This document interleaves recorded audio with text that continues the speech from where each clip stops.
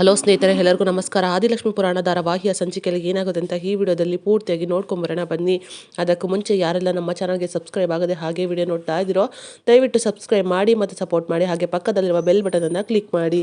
ಸಂಚಿಕೆಯಲ್ಲಿ ಮೊದಲಿಗೆ ಆದಿ ಅವರು ಕಾಲೇಜು ಕ್ಲಾಸ್ ರೂಮ್ ಒಳಗಡೆ ಬರ್ತಾರೆ. ಆಗ ಶಮಿತಾ ಅವರು ಕೂಡ ತುಂಬಾನೇ ಕೋಪ ಮಾಡ್ಕೊಂಡಿರ್ತಾರೆ. ಯಾಕೆಂದ್ರೆ ಆದಿ ಅವರು ಜೊತೆನಲ್ಲಿ ಲಕ್ಷ್ಮಿ ಕರ್ಕೊಂಬಂದಿರೋದನ್ನ ಶಮಿತಾ ಅವರು ಕೂಡ ನೋಡಿರ್ತಾರೆ.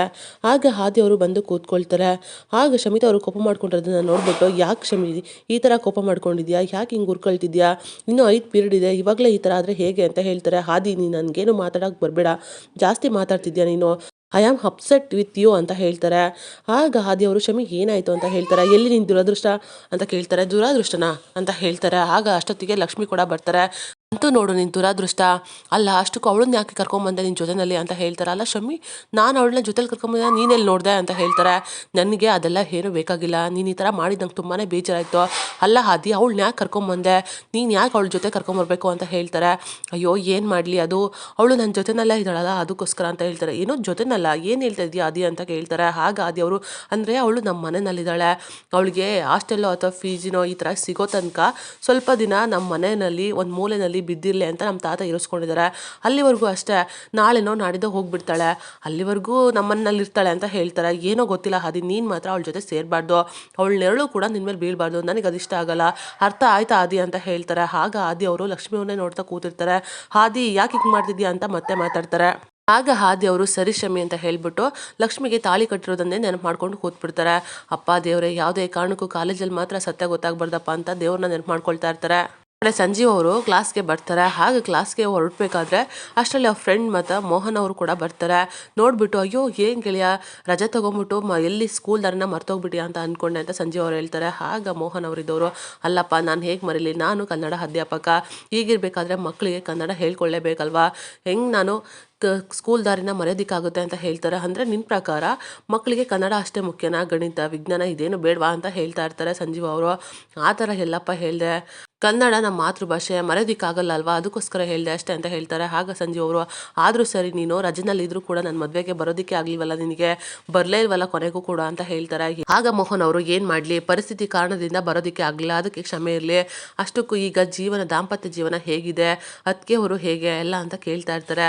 ಆಗ ಸಂಜೆ ಅವರು ಏನು ಮಾತಾಡದೆ ಸುಮ್ಮನೆ ನಿಂತಿರ್ತಾರೆ. ಹೇಗಿದೆ ನಿನ್ನ ಜೀವನ, ಹಗಲಿನ ಹಗಲಿಕೆಯು ಹೋಗಿ ಇರುಳಿನ ಇರುವಿಕೆಯು ಹೇಗಿದೆ ಅಂತ ಕೇಳ್ತಾ ಇರ್ತಾರೆ. ಆಗ ಸಂಜೀವ್ ಅವ್ರು ಕೂಡ ನಗ್ತಾ ಇರ್ತಾರೆ. ಅಷ್ಟರಲ್ಲಿ ಅಮೃತ ಅವ್ರು ಕೂಡ ಫೋನ್ ಮಾಡಿಬಿಡ್ತಾರೆ.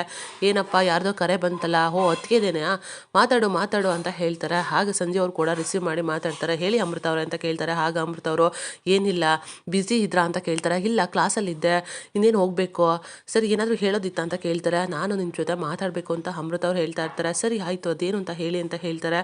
ಆಗ ಅಮೃತ ಅವರು, ನೀವು ಮನೇಲಿದ್ದಾಗ ನನ್ನ ಮಾತಾಡಿಸ್ತಾ ಇದ್ರಲ್ವಾ ಅನ್ನೋ ವಿಷಯನ ಹೇಳೋದಕ್ಕೆ ಶುರು ಮಾಡೋಕ್ಕೆ ಮುಂಚೆನೇ ಮೋಹನ್ ಅವರು, ಅಲ್ಲ ಕಣೋ, ನಾನಿಲ್ಲಿ ಒಬ್ಬ ಗೆಳೆಯ ಇದ್ದೀನಿ, ಮದುವೆ ಕೂಡ ಬಂದಿಲ್ಲ, ಈಗಿರ್ಬೇಕಾದ್ರೆ ನಿಮ್ಮ ಹೆಂಡ್ತಿನ ಅಂದರೆ ಅದಕ್ಕೆ ಪರಿಚಯ ಮಾಡಿಸ್ಬೇಕಲ್ವಾ, ಕೊಡಿಲಿ ಫೋನ್ ಅಂತ ಹೇಳ್ಬಿಟ್ಟು ಇಸ್ಕೊಂಡು ನಾನೇ ಪರಿಚಯ ಮಾಡ್ಕೊಳ್ತೀನಿ ಅಂತ ಮಾತಾಡ್ತಾರೆ.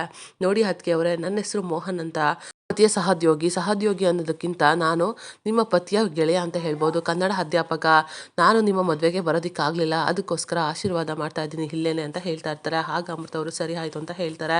ಹೀಗೆ ಅಮೃತ ಅವ್ರ ಜೊತೆ ಸ್ವಲ್ಪ ಹೊತ್ತು ಮಾತಾಡ್ತಾರೆ. ನಿಮ್ಮ ಜೀವನದಲ್ಲಿ ಸುಖ ಶಾಂತಿ ಎಲ್ಲನೂ ಕೂಡ ಇರಲಿ ಅಂತ ಹೇಳ್ತಾರೆ.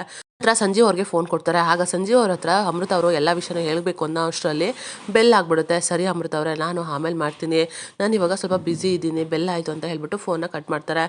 ಅಂತ ಅಮೃತ ಅವ್ರು ಕೂಡ ತುಂಬ ಬೇಜಾರು ಮಾಡ್ಕೊಳ್ತಾರೆ. ಈ ಕಡೆ ಕಾಲೇಜಲ್ಲಿ ಲಕ್ಷ್ಮಿ ಮತ್ತು ಲಕ್ಷ್ಮಿ ಫ್ರೆಂಡ್ಸು, ಆದಿ ಫ್ರೆಂಡ್ಸು ಎಲ್ಲರೂ ಕೂಡ ಒಂದು ಕಡೆ ನಿಂತಿರ್ತಾರೆ. ಅಷ್ಟರಲ್ಲಿ ಸೀನಿಯರ್ ಕೂಡ ಅಲ್ಲೇ ಬರ್ತಾರೆ. ನೋಡಿ, ನಾವು ಫ್ರೆಶರ್ಸ್ ಆಗಿದ್ದಾಗ ನಮ್ಮ ಸೀನಿಯರ್ಸ್ಗೆ ನಾವು ಪಾರ್ಟಿ ಕೊಟ್ಟಿದ್ವಿ, ಅದಕ್ಕೋಸ್ಕರ ನೀವು ಕೂಡ ನಮಗೆ ಪಾರ್ಟಿ ಕೊಡಬೇಕು ಅಂತ ಹೇಳ್ತಾರೆ. ಪಾರ್ಟಿನ ಅಂತ ಎಲ್ಲರೂ ಕೂಡ ಯೋಚನೆ ಮಾಡ್ತಿರ್ತಾರೆ. ಹೌದು, ಪಾರ್ಟಿ ಕೊಡಲೇಬೇಕು. ಜೊತೆಗೆ ಪಾರ್ಟಿ ಅಂದರೆ ಬರೀ ತಿನ್ನೋದು ಊಟ ಮಾಡೋದು ಅಷ್ಟೇ ಅಲ್ಲ, ಕಲ್ಚರಲ್ ಪಾರ್ಟಿ ಆಗಿರುತ್ತೆ, ಮಿನಿ ಕಲ್ಚರಲ್ ಪಾರ್ಟಿ ಆಗಿರುತ್ತೆ. ನೀವು ನಮಗೆ ಪಾರ್ಟಿ ಕೊಟ್ಟಾಗಲೇ ಕೂಡ ನೀವು ಮತ್ತೆ ಪ್ರೆಷರ್ ಹತ್ರ ಪಾರ್ಟಿ ತೊಗೊಳ್ಳೋದಕ್ಕೆ ಮತ್ತು ಈ ಕಾಲೇಜಲ್ಲಿ ಓದೋಕ್ಕೆ ಎಲಿಜಿಬಲ್ ಆಗಿರ್ತೀರಾ ಅಂತ ಹೇಳ್ತಾರೆ. ಆಗ ಆದಿ ಮತ್ತು ಫ್ರೆಂಡ್ಸ್ ಎಲ್ಲರೂ ಕೂಡ ಸರಿ ಆಯಿತು ಅಂತ ಒಪ್ಕೊಳ್ತಾರೆ. ಒಬ್ಬೊಬ್ಬರಾಗಿಯೇ ನನಗೆ ಕವನ ಬರೆಯೋದಕ್ಕೆ ಬರುತ್ತೆ, ಹಾಡೋದಕ್ಕೆ ಬರುತ್ತೆ ಅಂತ ಎಲ್ಲರೂ ಕೂಡ ಹೇಳಿ ಹೆಸರನ್ನ ಲೀಸ್ಟ್ ಮಾಡಿಸ್ತಾ ಇರ್ತಾರೆ. ಆಗ ಶಮಿತಾ ಅವರು ಹೇಗಾದರೂ ಮಾಡಿ ಲಕ್ಷ್ಮಿನ ಸಿಗಾಕಿಸ್ಬೇಕು ಅಂತ ಪ್ಲ್ಯಾನ್ ಮಾಡಿಬಿಟ್ಟು ಹಾದಿಗೆ ಹೇಳ್ತಾರೆ. ಆಗ ಆದಿಯವರು ಸರಿ ಅಂತ ಹೇಳಿ ಯೋಚನೆ ಮಾಡ್ತಿರ್ತಾರೆ. ಆಗ ಲಕ್ಷ್ಮಿ ಫೋನ್ಗೆ ಒಂದು ಮೆಸೇಜ್ ಕೂಡ ಬರುತ್ತೆ. ಅದರಲ್ಲಿ ಲಕ್ಷ್ಮಿ ಮತ್ತು ಆದಿ ಮದುವೆ ಆಗಿರೋ ಫೋಟೋಸ್ಗಳೆಲ್ಲ ಬಂದಿರುತ್ತೆ. ಅದನ್ನು ನೋಡ್ತಾ ಇರ್ತಾರೆ. ಆಗ ಆದಿಯವರು ನೋಡಿ ಬ್ರೋ, ನೀವೀಗ ಮೇನು ಯಾರ ಹೆಸರು ತೊಗೋತಿರೋ ಬಿಡ್ತಿರೋ ಆಮೇಲೆ ತೊಗೊಳ್ಳಿ, ಆದರೆ ಲಕ್ಷ್ಮಿ ಹೆಸರನ್ನ ತೊಗೊಳ್ಳೇಬೇಕು ಮೊದಲು ನೀವು, ಲಕ್ಷ್ಮಿ ಕೇಶವ್ ಪುರೋಹಿತ್ ಅಂತ ಹೇಳ್ತಾರೆ. ಆಗ ಲಕ್ಷ್ಮಿ ಅವರು ಕೂಡ ಆದಿ ಕಡೆನೇ ನೋಡ್ತಾ ಇರ್ತಾರೆ. ಇವರು ತುಂಬ ಚೆನ್ನಾಗಿ ವೆಸ್ಟರ್ನ್ ಡ್ಯಾನ್ಸ್ ಆಡ್ತಾರೆ, ನೀವು ಲಕ್ಷ್ಮಿ ಅವ್ರ ಹೆಸರನ್ನ ಮೊದಲು ಬರ್ಕೊಳ್ಳೇಬೇಕು, ಅವ್ರ ಹತ್ರ ಡ್ಯಾನ್ಸ್ ಮಾಡಿಸ್ಲೇಬೇಕು ಅಂತ ಹೇಳ್ತಾರೆ. ಆಗ ಲಕ್ಷ್ಮಿ ಅವರು ಇಲ್ಲ ನನಗೆ ಈ ಥರ ಎಲ್ಲ ಡ್ಯಾನ್ಸ್ ಬರೋದಿಲ್ಲ ಅಂತ ಹೇಳ್ತಾರೆ. ಆಗ ಆದಿಯವರು ಲಕ್ಕಿ ಯಾಕೆ ಈ ಥರ ಮಾತಾಡ್ತಿದ್ಯಾ, ನಾಚ್ಕೋಬೇಡ ಲಕ್ಕಿ, ಖಂಡಿತವಾಗ್ಲೂ ನೀನು ಡ್ಯಾನ್ಸ್ ಮಾಡಲೇಬೇಕು ಅಂತ ಹೇಳ್ತಾರೆ. ಆಗ ಸೀನಿಯರ್ಸ್ ಕೂಡ ಒಂದ್ಸಲ ಹೆಸರು ಬರ್ಕೊಂಡ್ರೆ ಮಾಡಲೇಬೇಕು ಅಂತ ಹೇಳ್ತಾರೆ. ಆಗ ಎಲ್ಲರೂ ಕೂಡ ಫ್ರೆಂಡ್ಸು ಹೆಸರು ಲೀಸ್ಟ್ ಕೊಟ್ಟ ಮೇಲೆ ಹೋಗ್ತಾರೆ. ನಂತರ ಸೀನಿಯರ್ಸು ಕೂಡ ಅಲ್ಲಿಂದ ಹೋಗ್ತಾರೆ. ಆಗ ಲಕ್ಷ್ಮಿ ಅವರು ಆದಿ ಒಂದು ನಿಮಿಷ ಬಾಯಿಲಿ ಬರಲೇಬೇಕು ನೀನು ಬಾ ಅಂತ ಹೇಳ್ತಾರೆ. ಆಗ ಆದಿ ಅವ್ರಿಗೆ ಏನೋ ಕೇಳ್ಕೊಳ್ತಾ ಇದೆಯಲ್ಲ ಅಂತ ಬರ್ತೀನಿ, ಏನು ವಿಷಯ ಅಂತ ಹೇಳ್ತಾರೆ. ನೋಡು ಆದಿಯ ಫೋಟೋಸ್ ಎಲ್ಲ ಹೇಗಿದೆ ಅಂತ ಹೇಳ್ಬಿಟ್ಟು ಮದುವೆ ಫೋಟೋಸ್ನ ತೋರಿಸ್ತಾರೆ. ಆಗ ಆದಿ ಫುಲ್ ಟೆನ್ಷನ್ ಆಗಿಬಿಡ್ತಾರೆ. ನೋಡು, ಹೀಗೆ ಕೋತಿ ಥರ ಹಾಡ್ಕೊಂಡು ನನ್ನ ಕಾಲು ಎಳಿತಾ ಇದ್ದರೆ ಈ ಫೋಟೋಸ್ನ ಎಲ್ರಿಗೂ ತೋರಿಸ್ಕೊಂಡ್ಬಿಡ್ತೀನಿ, ಅಷ್ಟೇ ಅಲ್ಲ ಪಾಂಪ್ಲೆಟ್ಸ್ ಮಾಡಿಸಿ ಕಾಲಿಗೆ ತುಂಬ ಅಂಟಿಸ್ಬಿಡ್ತೀನಿ, ನೋಡ್ತಾ ಇರೋ ಅಂತ ಹೇಳ್ತಾರೆ. ಆಗ ಆದಿ ಅವರು ಟೆನ್ಷನ್ ಮಾಡಿಕೊಂಡು ಲಕ್ಕಿ ಏನು ಮಾಡ್ತಿದ್ಯಾ ನೀನು ಅಂತ ಹೇಳ್ತಾರೆ.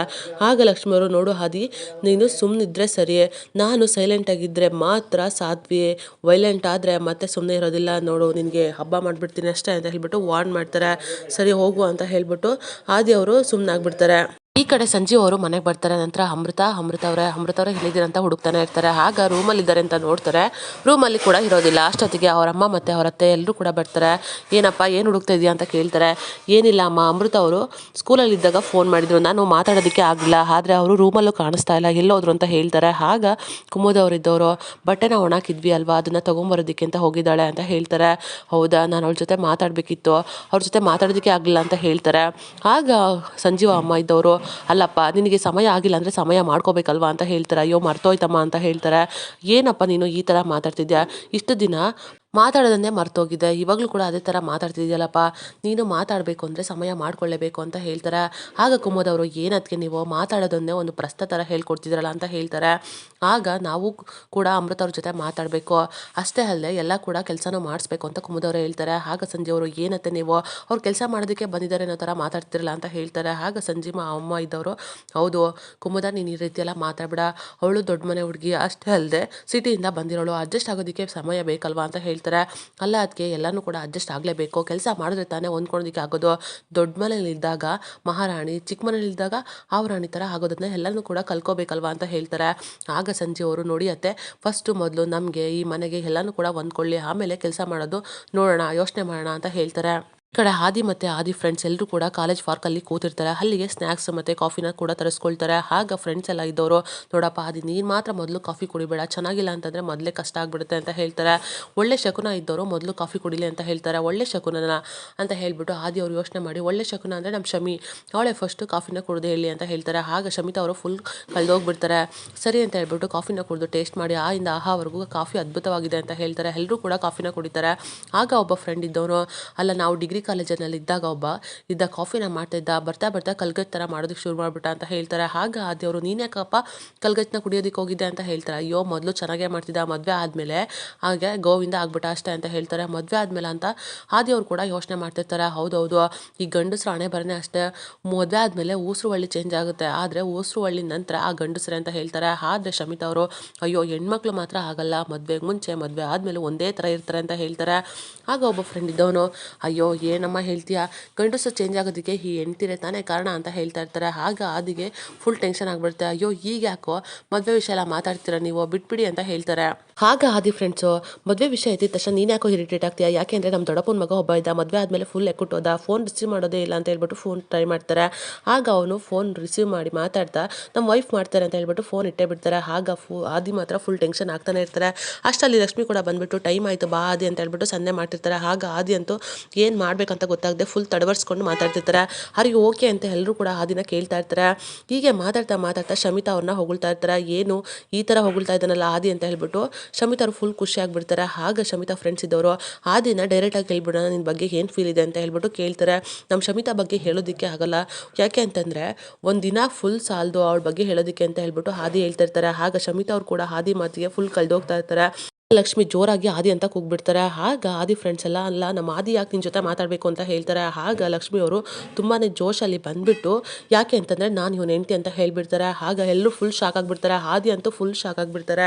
ನೆಕ್ಸ್ಟ್ ಡೇ ಆದಿ ಮತ್ತು ಲಕ್ಷ್ಮಿ ಇಬ್ಬರು ಕೂಡ ಕಾಲೇಜ್ಗೆ ಹೊರಡ್ತಾರೆ. ಆಗ ಆದಿ ಅವರು ಸರೋಜ ಅವ್ರ ಹತ್ರ ಹೋಗ್ಬಿಟ್ಟು ಅಜ್ಜಿ ತಾತ ಇಷ್ಟು ದಿನ ಮದುವೆ ಮಾಡಿಸಿರೋದ್ರಲ್ಲಿ ಎಲ್ಲ ಕೂಡ ಸಕ್ಸಸ್ ಆಗಿದೆ ಅಂತ ಅಹಂಕಾರ ಅಲ್ವಾ, ಈ ಅಹಂಕಾರನ ನಾನು ಇವತ್ತು ಹೇಗೆ ಮುರಿತೀನಿ ನೋಡ್ತಾ ಇರಿ ಅಂತ ಹೇಳ್ಬಿಟ್ಟು ಹೊರಗಡೆ ಬರ್ತಾರೆ. ಕಾಲೇಜ್ಗೆ ಹೊರಟ್ಬಿಟ್ಟು ಬೈಕ್ ಸ್ಟಾರ್ಟ್ ಆಗಿಲ್ಲ ಅನ್ನೋ ಥರ ನಾಟಕ ಮಾಡ್ತಿರ್ತಾರೆ. ಅಷ್ಟರಲ್ಲಿ ಧರ್ಮರಾಜ್ ಅವ್ರು ಕೂಡ ಬರ್ತಾರೆ. ಏನಾಯಿತು ಆದಿ ಅಂತ ಎಲ್ಲ ಕೇಳ್ತಾರೆ. ಏನಿಲ್ಲ ಬೈಕ್ ಯಾಕೋ ಸ್ಟಾರ್ಟ್ ಆಗ್ತಿಲ್ಲ ಅಂತ ಹೀಗೆ ಹೇಳ್ತಾರೆ. ಆಗ ಏನು ಮಾಡಬೇಕಂತ ಯೋಚನೆ ಮಾಡಿಬಿಟ್ಟು ಧರ್ಮರಾಜ್ ಅವರು ಸರಿ ಆಯಿತು ಆದಿ ನೀನು ಕೂಡ ಲಕ್ಷ್ಮಿ ಜೊತೆ ಇವತ್ತು ಬಸ್ಸಲ್ಲೇ ಹೋಗಬೇಕು ಅಂತ ಹೇಳ್ತಾರೆ. ಆಗ ಆದಿ ಫುಲ್ ಶಾಕ್ ಆಗಿಬಿಡ್ತಾರೆ. ಲಕ್ಷ್ಮಿನ ಬಸ್ಸಲ್ಲಿ ಕಳಿಸ್ಬೇಕು ಅಂತ ಪ್ಲ್ಯಾನ್ ಮಾಡಿಬಿಟ್ಟು ಅವನು ಕೂಡ ಬಸ್ಸಲ್ಲೇ ಹೋಗೋ ಥರ ಆಗ್ಬಿಡುತ್ತೆ. ಬೇರೆಯವ್ರನ್ನ ಹಳ್ಳ ತೋಡಿ ಬೀಳ್ಸೋಕ್ಕೋಗಿ ತಾನೇ ಆ ಹಳ್ಳಕ್ಕೆ ಆದಿಯವರು ಬಿದ್ದುಬಿಡ್ತಾರೆ. ಇದಾಗಿತ್ತು ಈ ಸಂಚಿಕೆ. ನಮ್ಮ ವಿಡಿಯೋ ನಿಮಗೆ ಇಷ್ಟ ಆಗಿದ್ದಲ್ಲಿ ಒಂದು ಲೈಕ್ ಮಾಡಿ. ಮುಂದಿನ ವಿಡಿಯೋಗಳಿಗಾಗಿ ನಮ್ಮ ಚಾನಲನ್ನು ಸಬ್ಸ್ಕ್ರೈಬ್ ಮಾಡಿ ಮತ್ತು ಸಪೋರ್ಟ್ ಮಾಡಿ. Thank you.